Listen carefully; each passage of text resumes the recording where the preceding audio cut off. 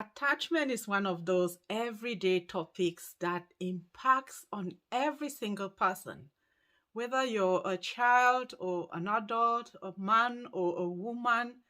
We all struggle from attachment issues, and I think that this is one of the biggest topics that everybody has to understand and master. But sadly, a lot of the information out there is psychiatric and psychological and academic. And so today I want to simplify it and break it down in our very own fashion here on Clear Minds and Self Healing. What does it mean to be attached to something? What are the levels at which you feel that attachment to that thing or person or emotion?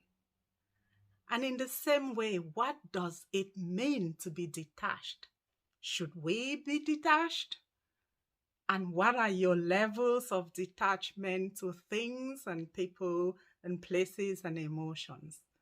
Let's talk about these things up next. Welcome to Clear Minds and Self Healing. In this space, everyone is an expert. Everyone knows something more than the other person. Everyone wants to be better today than they were yesterday. At least that's what I hope. You're welcome. You're appreciated. Please like the video, motivate me, share the video, motivate others, and let's have these conversations together. Now, what in your opinion is attachment and why is it so significant? Attachment is an emotional and physical connection with people or self. But actually also today I'm going to include things and places. However, it starts from birth. It starts with the relationships that you find yourself in, how people respond to you, how they speak to you, the praise, the appreciation, the love, the nurture, the attention. All of those start to build your foundation ground, your founding relationships. And if these are secure, then they are a firm landing ground for you to reference from. And that becomes your reference map to other people and relationships in life. So then you can go away and experience a fulfilling life because you know that this place and this person that you love will still be here when you come back from your own exploration and experiences. And that is a healthy, secure attachment. You trust people because you come from a foundation of trust. You love yourself because you come from a foundation of love. And you expect people to treat you with love and trust because those are the values and qualities that you bring to the table. Now, let's look at the other side of attachment that is not secure. And that brings us firmly to detachment. What does it mean to be detached from people?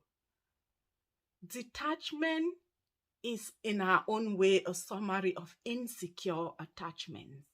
When you struggle to have those beautiful bonds, when your walls are up because you feel like vulnerability and putting them down will lead to negative consequences based on your own experiences as a child, because those needs were not met, because people's words were not kept.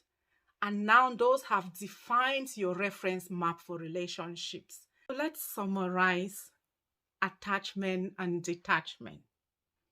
Based on our lived experiences, especially the early years in our lives, we experienced relationships, parenting, family, and life in a way that shaped us to know ourselves, to love ourselves, to understand our skills, and to understand that we can use those skills to solve problems or to doubt ourselves, to hate ourselves, to have no trust in people because we've never been able to truly rely on any people, and therefore to struggle in life with our own sense of self-worth and with our ability to go to others to seek help because they've never really come through for us. And therefore, we approach life in one or two ways. We are attached to people, sometimes lovingly, sometimes appropriately, but in other cases, we are attached to them to the hip, to a point where we are scared to let them go. We are scared to let ourselves go because we fear that there is going to be nobody to come back to, or that they will not come back to us in cases where we doubt ourselves. And therefore, those experiences define us, whether we recognize these definitions or not. The other response to those early experiences is detachment. While some know who they are and they are secure and happy and confident, others cling because they don't know their worth and they don't think that they can be beautiful and able and handsome enough to command those people to come back to them. Others just let go completely. They don't engage because they don't see the point in engaging. They don't see the value in relationship because they've never experienced it. They don't see the trust in others, so they don't want to be bothered by those untrusting people. They don't see the value in them, so they don't put themselves on the table of people who are worthy of love and nurture and affection. And therefore, rightly or wrongly, attachment and detachment are models of self-definition. So here is my own practical way of how we can start to resolve the issues of insecure attachments or detachment. We've heard here that attachment is a consequence of past experiences, whether you recognize this as coming from your past or not. And therefore, the need to be able to reference that past, to connect those feelings with something, and then to let them go because they are connected to your past. That feeling of lack of trust is connected to your past. That feeling of lack of worth is connected to your past. So you have to acknowledge it and then let it go. The second thing that you have to acknowledge is that feeling of anxiety, the thing that is making you put up your walls. It's coming from your future. Anxiety is your worry of what is yet to happen and your struggle to protect yourself from that thing so that it doesn't happen. And that's another thing that you have to let go of. Because whatever amount of worry you exercise, you will never be able to predict and manage that future. So again, you have to bring yourself back to now. And that's the ultimate solution, mindfulness. That's what mindfulness means. Being mindful is bringing you into now. I'm here now, irrespective of what has happened and irrespective of what may happen. How can I find peace here? What am I doing now? What is it contributing to my life now?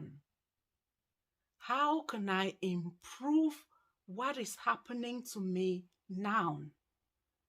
Being mindful is really about you pulling it back to you, giving yourself back the control. Without the parents and the past or the relationships and the future, you can make that change. You can make those definitions, those clarifications. And then if the result is that you lack some skills, you can do something about it.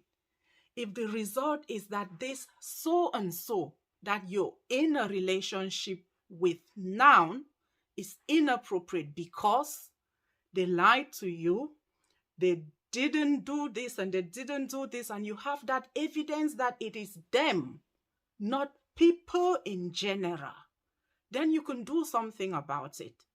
But mindfulness means that you rationalize, you acknowledge, you accept, and you deal with it. And I really hope that we've managed to make this practical enough. Attachment is so important and so valuable, but very often The academics and the psychiatrics and the psychology of it goes over our heads, and it doesn't really sit with us in practical ways, how we can use it, how we can understand it and appreciate it. And I hope that today we have attempted to do that, to bring that back to us, to really bring it down to our level, to talk about it as practical, everyday people who are experiencing these things that will impact on others, and how we can start to do them differently.